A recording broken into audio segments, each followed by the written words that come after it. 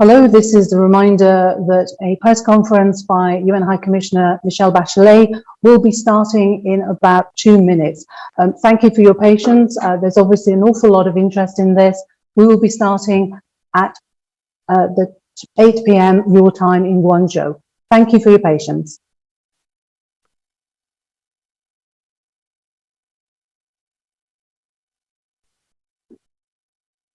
I will now repeat this. We will be starting in the next 2 minutes. I will now hand over to my colleague to make the announcement in Chinese. 谢谢今天来到参加联合国人权高尖班的记者会，我们的记者会将在2分钟后开始。Yes. Yes, hello.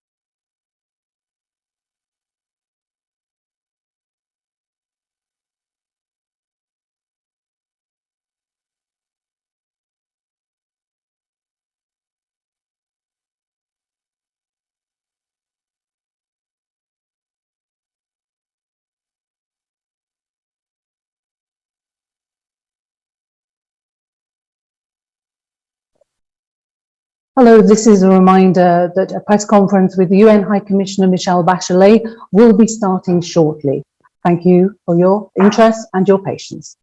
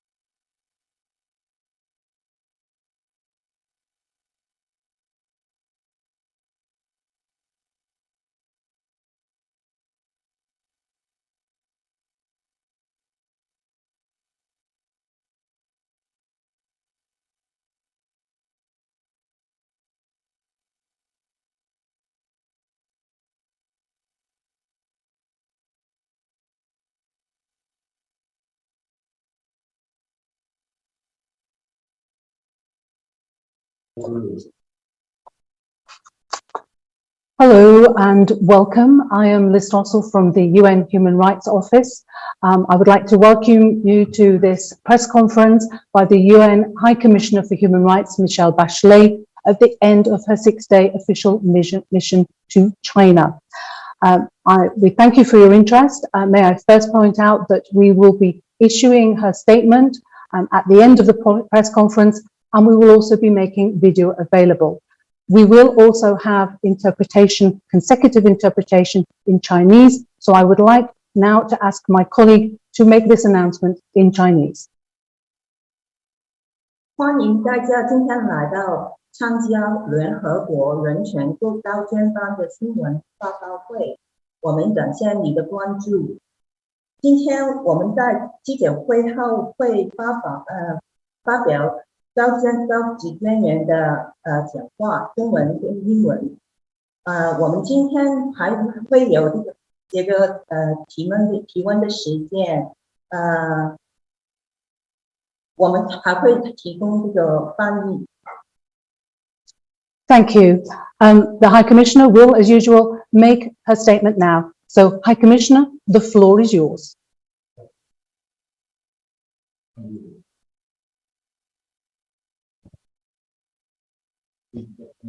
Please unmute the High Commissioner.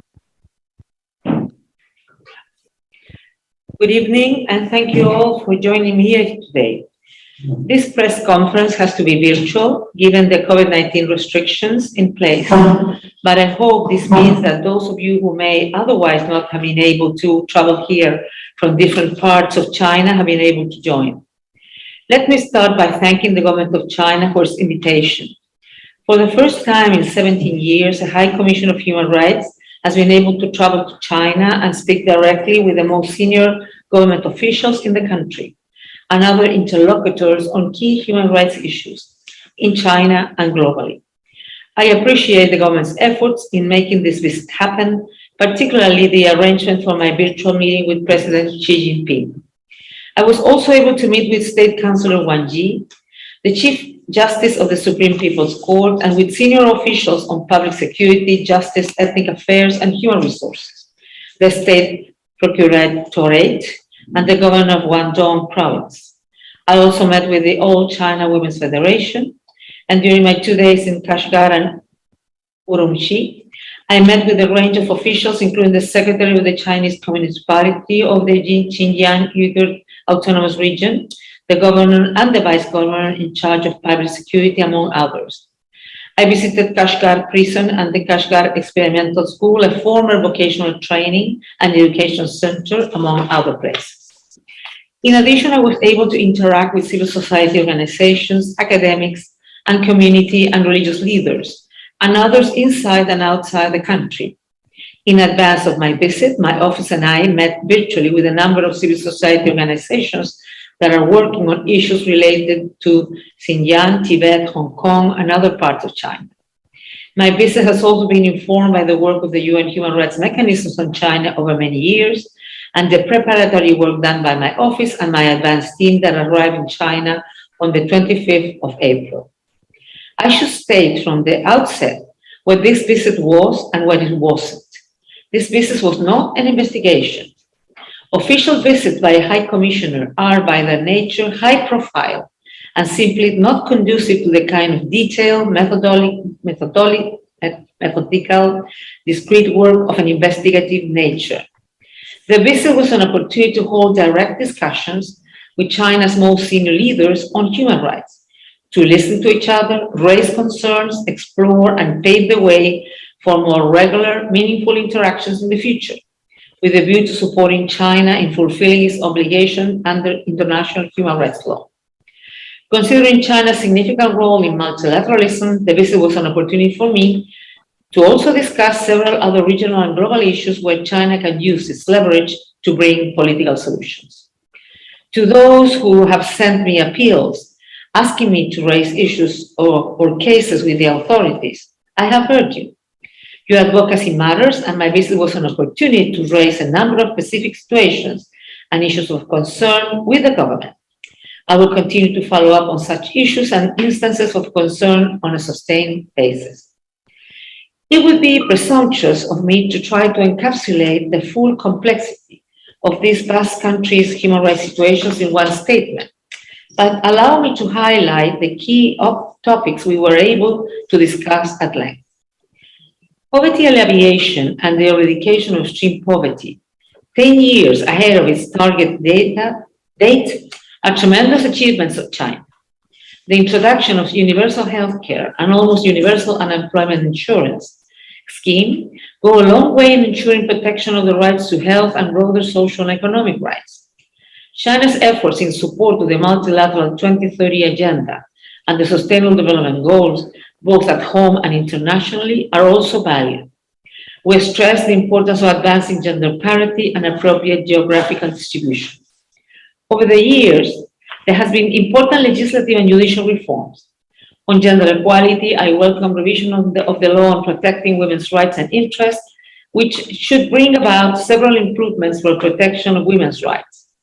I also commend the recent reform of the Civil Code that introduced provisions on sexual harassment, as well as the anti-domestic violence law that provides for restraining orders to protect women and children at risk. Of course, as in every country, implementation is key.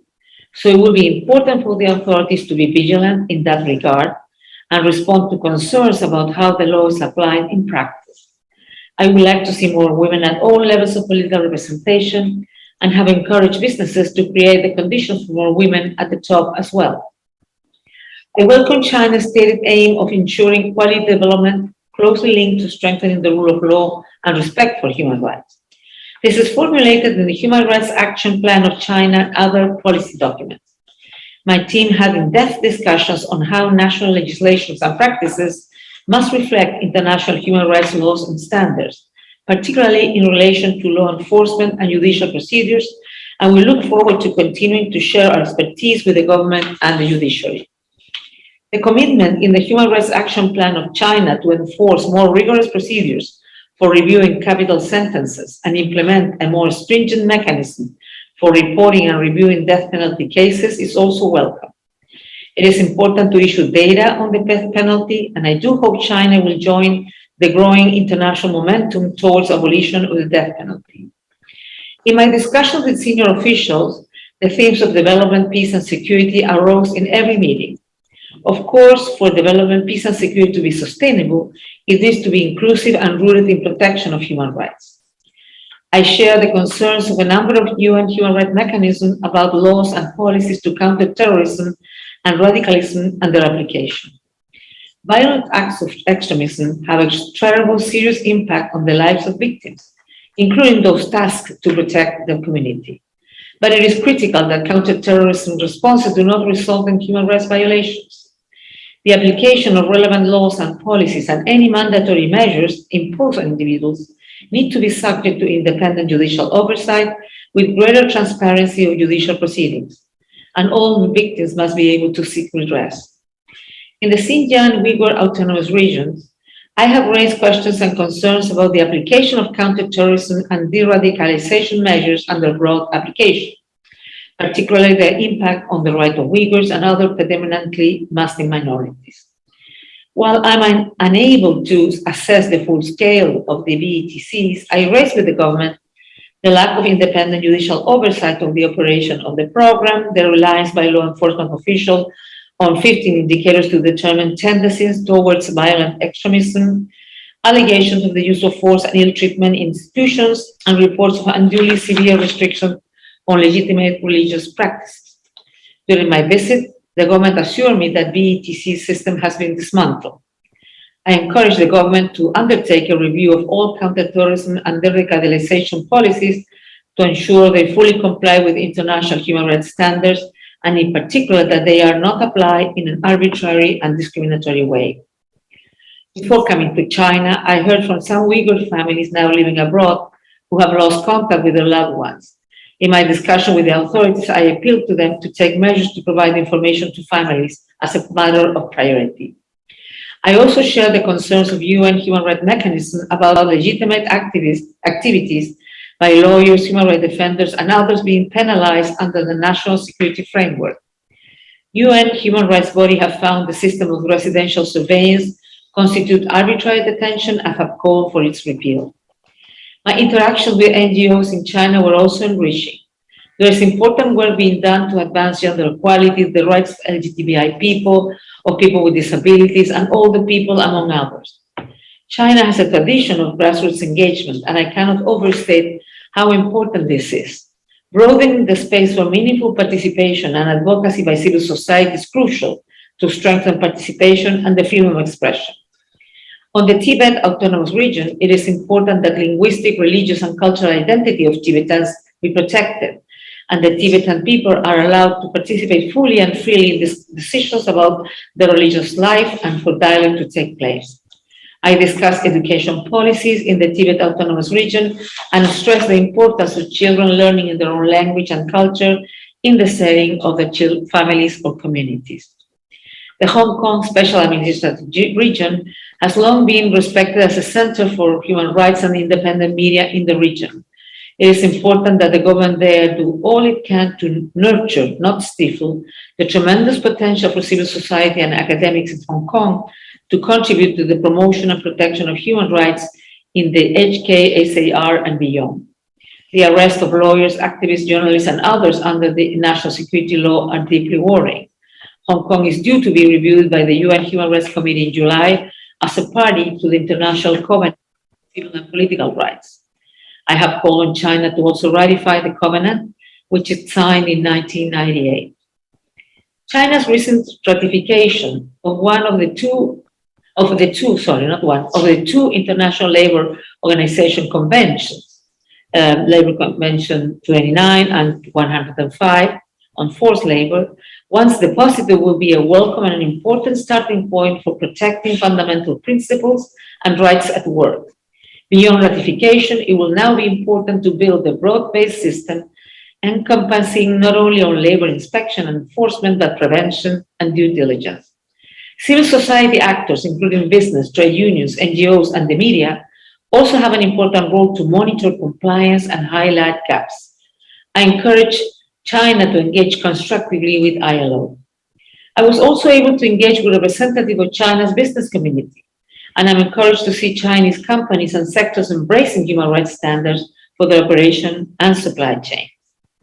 Given the many intersecting global crises facing the world today, including climate change, threats to peace and security, and instability in the global economic system, as well as the impact of the COVID-19 pandemic, China has a very important role to play as a key contributor in multilateral and regional fora. We agreed to establish regular engagement between the UN Human Rights Office and the government of China, including through an annual senior strategic meeting for discussions of issues of respective interest at national, regional, or global levels. We also agreed to establish a working group to facilitate substantive exchanges and cooperation between my office and the government through meetings in Beijing and Geneva, as well as virtual meetings.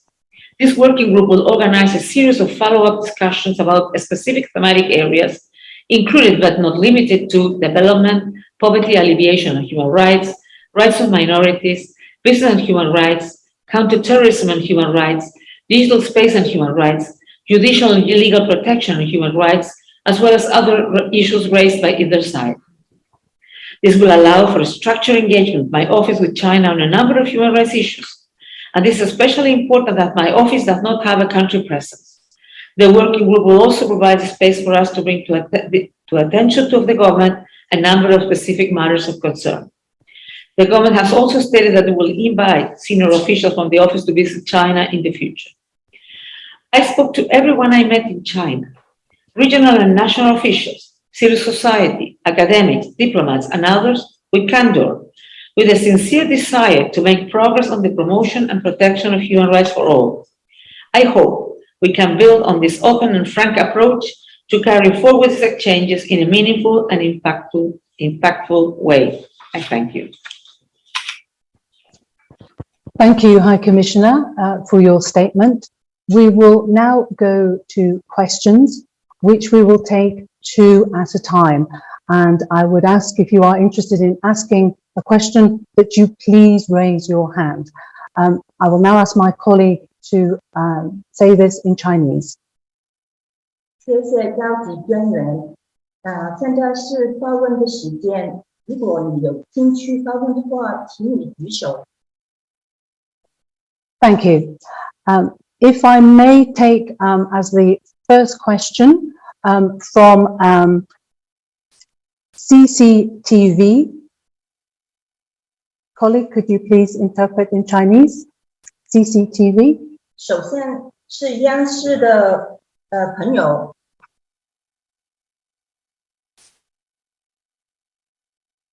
请你消除静音，打开你的麦克风。 Please go ahead, CCTV, and unmute yourself to ask your question. Oh, okay. Thank you. Welcome to China.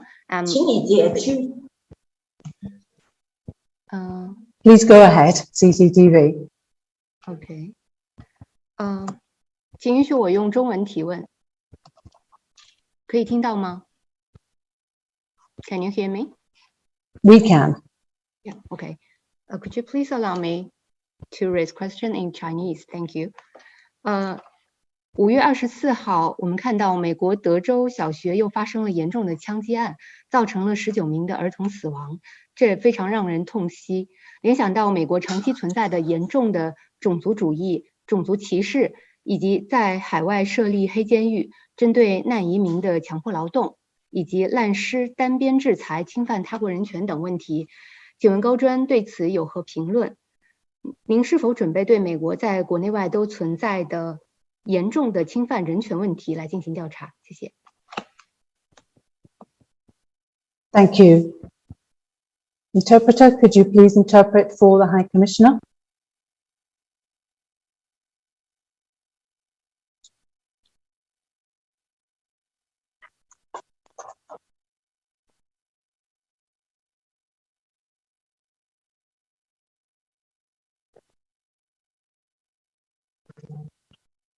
High Commissioner, are you getting the interpretation?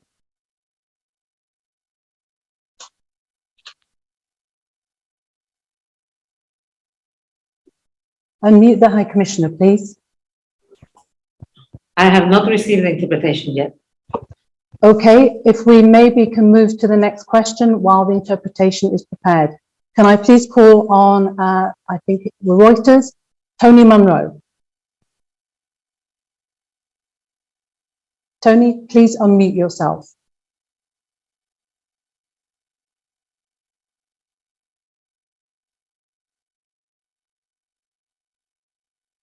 Tony, are you able to unmute yourself?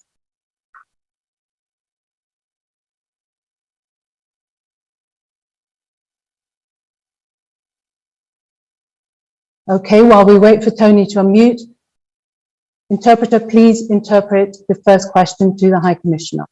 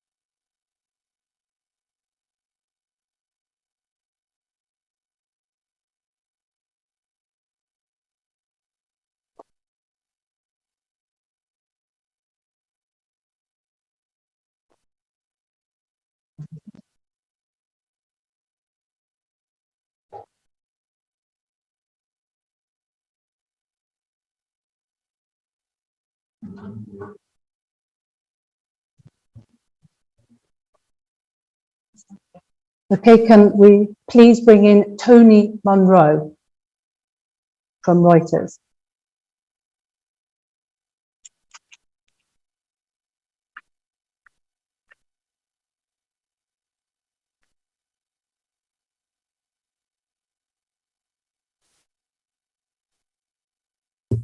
No, in that case, High Commissioner, once you are ready, could you please answer the first question? Thank you. Well, this I really didn't receive the translation. CCTV, can you please ask the question again? But it has to be in English because it looks like the interpreter is not interpreting there. Okay, let us proceed with questions in English while we make arrangement for Chinese interpretation. I see that there are many hands raised. If I could maybe call on Helen Davidson of The Guardian. Please unmute yourself and ask your question. Okay. Hello, can you hear me? We can. Hi, thank you very much, High Commissioner. Of your visit to Xinjiang, can you tell us about the ability to speak to people on the ground? Were you able to speak to Uyghur civilians, members of the general public without supervision? Were you able to have free and open discussions with them about their experiences on the ground? Thank you. Thank you, Guardian. High Commissioner, are you able to answer that question? Yes, well, if I would say, first of all, I have to say that prior to my visit here, I met civil society and individuals working on a full range of human rights matters.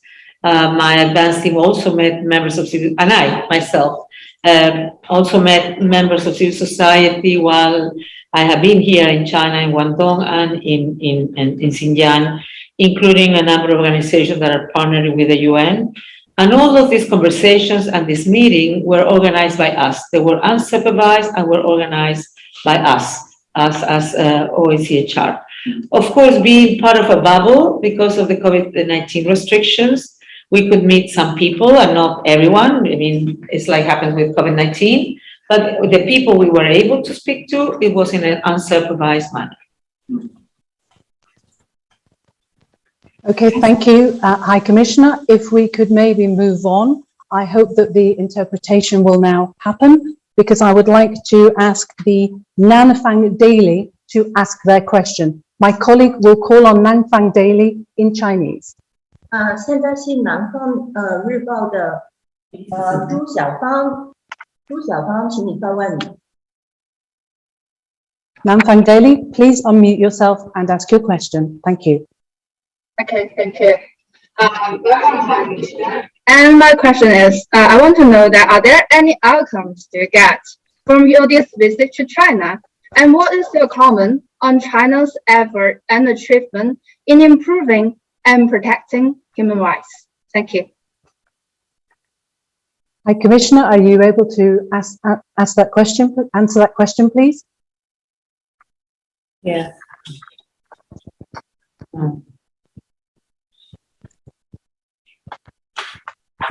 Ready?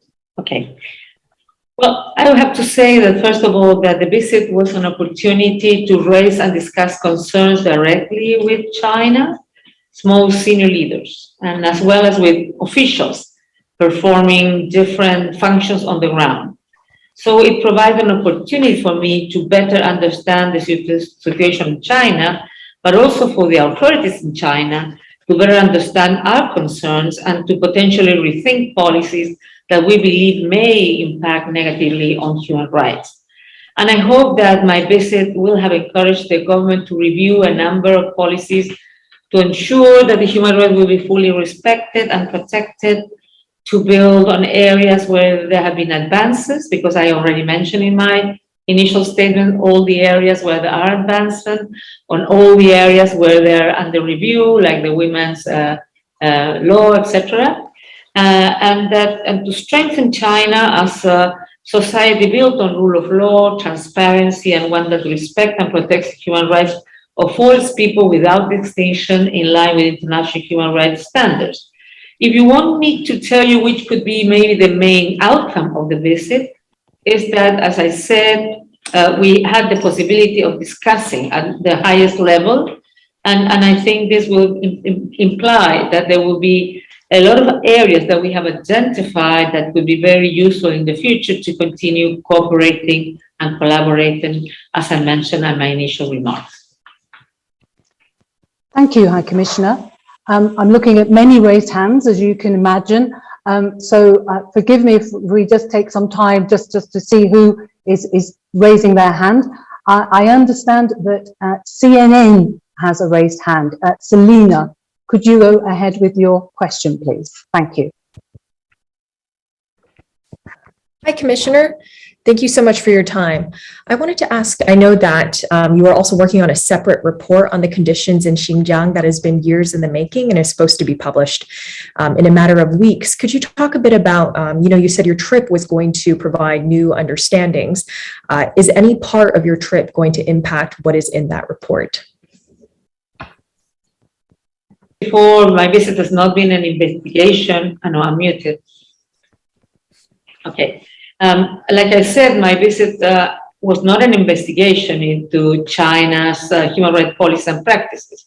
So in that sense, it's not linked to the report. And I intend to continue engaging with the Chinese authorities on all human rights issues, including on Xinjiang, in the future. Of course, we have had in this discussion reactions of a variety of reaction of those concerns that we need to consider. And of course, if there's any issue that we think needs to be considered in a deeper way, we'll do that. Thank you, High Commissioner. I did see a raised hand from the People's Daily, Wu Lejun. Would you still like to go ahead with your question? And if so, my colleague will now say this to you in Chinese. Thank you. Hi, can you hear me? 预购报的吴丽俊，你现在还有兴趣发问吗？我们刚才看见你的手。Go Can ahead. you hear me? We Yeah, can. thank you. We can. Please go ahead with your question. Thank you. Thank you for having us, Madam High Commissioner. My question for you is, after your visit to Xinjiang, so in your mind now, what are the differences between the real Xinjiang you see and the Xinjiang portrayed by some Western medians? Thank you.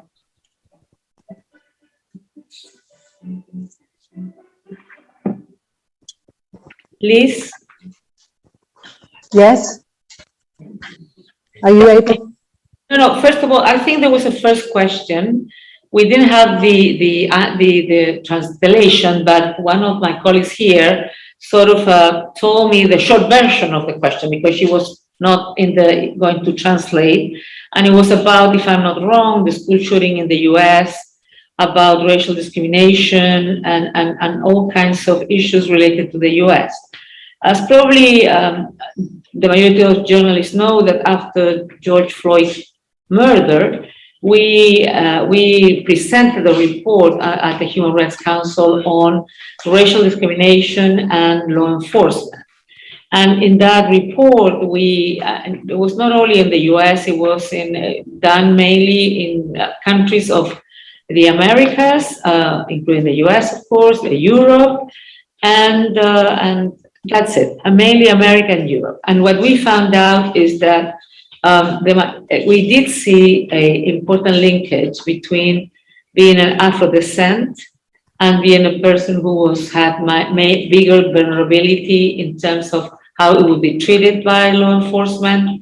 A lot of people who have been killed by law enforcement officials, and the lack of access to justice, and the lack of adequate information for the families, etc., etc. And this we saw in many countries of the world. And we prepared this report with a lot of recommendations, and with recommendations how to do a transformational change. Those recommendations are available to all member states who really want to fight racial discrimination and to really want to ensure that African descent have the same rights and are protected as everyone. And in that sense as well, there has been now created a group of experts who will continue in a deeper analysis of what are the issues that are related to law enforcement and if I would say racial discrimination in particular, to try to identify which can be policies that we can recommend member states to stop that. We also say that in order to stop racial discrimination, countries need to look at the history, need to look at the history of slavery and all the discrimination that comes from a lot of prejudices, long time, and you need to dismantle all of that systemic discrimination if you really want to ensure the rights of Afro descent. We have done the report and will continue monitoring and reporting every time it's needed, because unfortunately, we still see many killings. The killing in Texas was very sad, and it shows that the problem is not solved and that everybody needs to continue struggling against racial discrimination and against people who believe that they're superior than others and who feel they have the right to kill other people because they're not this racial superiority. We need to stop that from happening. It's a terrible human rights situation. Okay, thank you, High Commissioner. Will you now address the question from the People's Daily? Would you like a repetition of the question?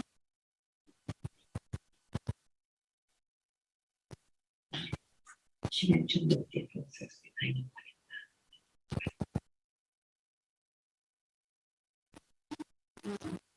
I got it, Liz. I got it. But as I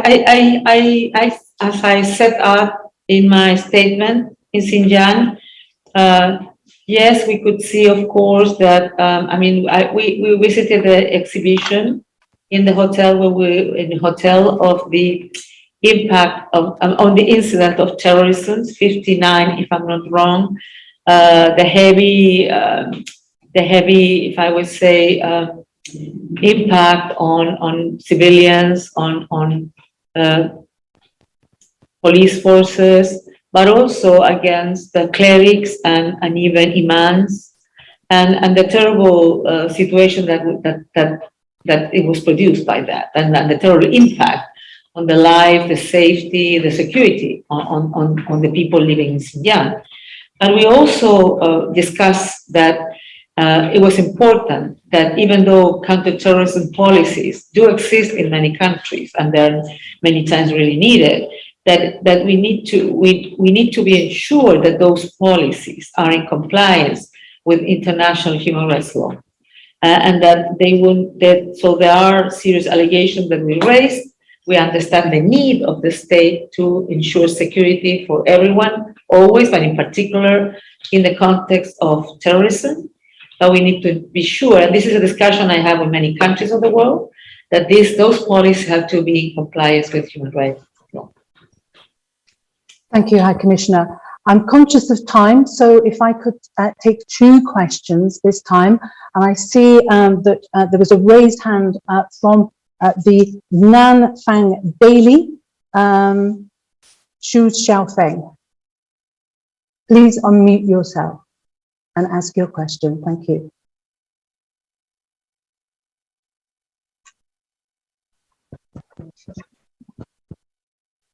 Nanfang Daily, are you able to unmute? Yes, there you are. Please ask your question.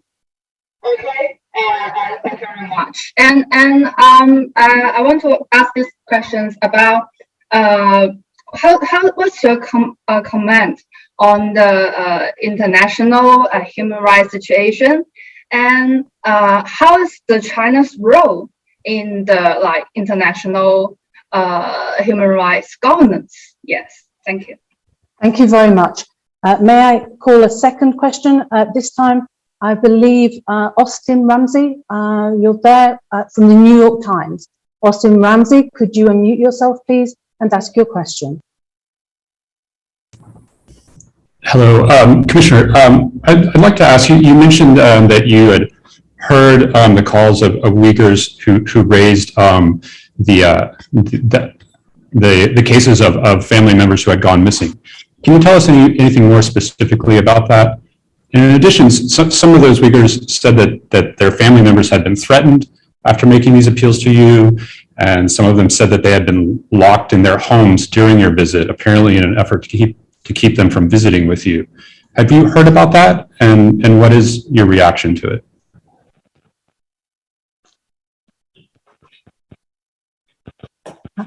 Hi, Commissioner. Yes, well, on the questions, the first question, yes, I think, as I've been mentioning many times, because she asked me a little bit about the human rights situation in the world.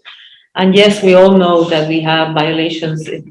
I mean, the human rights situation in the world is not as good as it should. We have problems in many parts of the world, and of course we have different impacts and different concerns. And we have been discussing in the Human Rights Council about the situation in many countries, having the situation in Sri Lanka, about the situation in Yemen, about the situation in Syria, about the situation, of course, in Myanmar, about the situation in Ukraine, about the situation Ethiopia. We could continue naming lots of countries, many of them in a conflict setting, others not in a conflict setting, or in a post-conflict setting, but still many of those issues still remain in the impunity. So yes, there is a lot of issues around the world in human rights, unfortunately, and probably they will continue. And we're really concerned of course, the war in Ukraine, and we have been calling to ensure the international community do their biggest efforts in sense of trying to bring peace to the region, and to also take note, if I may say, of the consequences on human rights that will come not only in Ukraine and Russia, in the neighborhood, but also in the rest of the world, due to the social and economic consequences that will come due to the high level prices of the wheat, of the oil, of the fertilizers, the inflation that we've already been seeing in many parts of the world, that will mean that many people will have famine, food insecurity, and probably other bigger problems that will lead also to social unrest. So we feel that this year will be a very difficult year for whole humanity, and we hope that member states will do the right thing. In particular, in the area of China's role, we have been discussing China has been a strong supporter of multilateralism, and we understand that it's a key global player. So I have asked the Chinese authorities to consider it, using its influence to bring political solution to end this crisis and to do all it can to support the provision of humanitarian assistance to population in need, particularly for those most vulnerable. Thank you, High Commissioner. Have you finished your answers to these questions? On the other question, I am aware of the number of people who are seeking news of the fate of their loved ones. I heard from many of such families in advance of my visit. And these and other issues were raised with the authorities. I cannot, because we don't want to do harm, I cannot go into more details, but we have raised a lot of cases, very important cases. We have kept a close watch for any pressures or intimidations related to my visit and intend to follow our usual policies if and when they arise. And I will continue to follow up these matters through different channels. Thank you, High Commissioner. As I said, time is limited, but I believe we have probably time for just 2 more questions. Could I see, please, I believe Jack Lau from the South China Morning Post wishes to ask a question. Jack, could you please unmute yourself? Hello, can you hear me? We can. Great. Thank you so much, High Commissioner, for doing this. My question is, how much access and how free was your access to the detention centers, the camps, and the prisons that you talked about? And when you visited the civilians in Xinjiang and Guangzhou, did those include activists and dissidents who were detained or who have gone missing because they voiced out dissent that were not allowed under Chinese law? Thank you very much. Thank you, Jack. Could I now ask Laurie Chen from AFP to unmute? Thanks, High Commissioner. So I wanted to ask a little bit more about timing of this visit. So reports say that your current term as High Commissioner will end in September. And why the last-minute attempt to visit Xinjiang now, after over 2 years of negotiations with the Chinese, when your term is almost over, when many of the camps have been wound down, when almost all visible evidence of repression in Xinjiang has been cleaned up, and when every person you come into contact with must quarantine later due to China's COVID control measures? During all this time, why did you not conduct remote human rights monitoring for Xinjiang, like your office has done for other regions, such as Crimea? Thank you.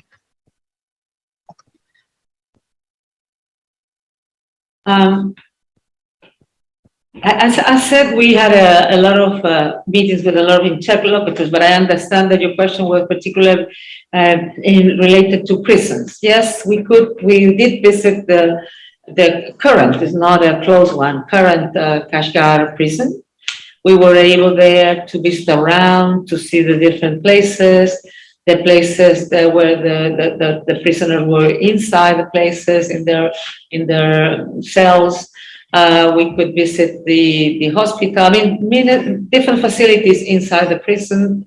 While they were explained, we visited also there is a court inside the prisons for prisoners who want to appeal to certain sentences and decisions, so they can have a trial inside and discuss and try to obtain a less or to commute the punishment. And we also saw them in different activities while they were there. So I would say to the prison, the access was pretty open, pretty transparent. We asked many questions and they answered all of them. Those prisoners were mainly, I mean, that was a prison for men. It was not a mixed prison or a female prison. And the majority of them were there for different kinds of issues. not necessarily linked to, if I would say, terrorism or extremism. Mainly, I would say the majority were linked much more on other kinds of crimes So I would say in the visit to the BETC, well, it was not a BETC anymore. It was a school.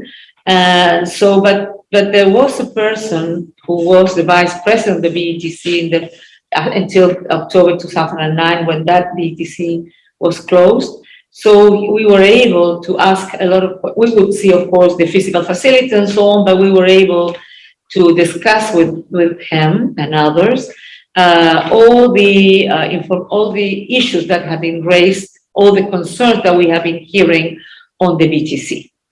On the question of the timing, the truth is that we have been, I think your information is not exactly the correct, because we started talking about the visit. I was invited to visit by the Foreign Minister Wang Yi in December 2019, but unfortunately the COVID pandemic put a stop to discussions between the government and China and my office on the planning of the visit. And discussions really were resumed in December 2021, as you are aware. And one of the agreements that for me was essential before coming in a visit was that I could count with an advanced team that would come here, make all the arrangements, discuss all the places where we wanted to go, where we wanted to have access, the people that we wanted to go to mosque, that we wanted to talk to religious leaders, that we wanted to talk to civil society, that we wanted to talk to business leaders, etc., etc. So so my visit, when it would take place, it would take place in a way that we thought it could be a meaningful visit. So my colleagues came here on the 24th of April. They did some time of quarantine, but in that period of quarantine, they worked a lot through virtual meetings with all the stakeholders that we needed to. They also had meetings with civil society that was unsupervised, that was organized by us, and with other people who were organized by us.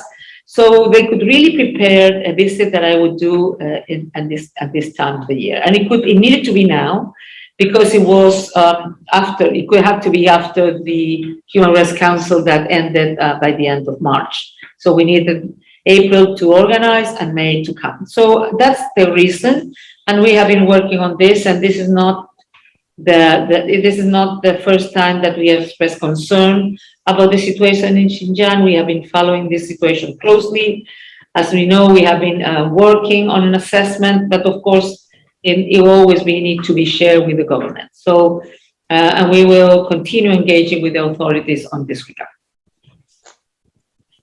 Hi, Commissioner, thank you for that. I think, as I said, given the limited time, that is unfortunately all the time we will be able to take with your questions. We thank you for your interest. We thank you for your questions. I would just like to ask the High Commissioner if she would like to make any final remark after what has been a 6-day official visit to China, the first by a High Commissioner in almost 2 decades. High Commissioner, do you wish to make some closing remarks?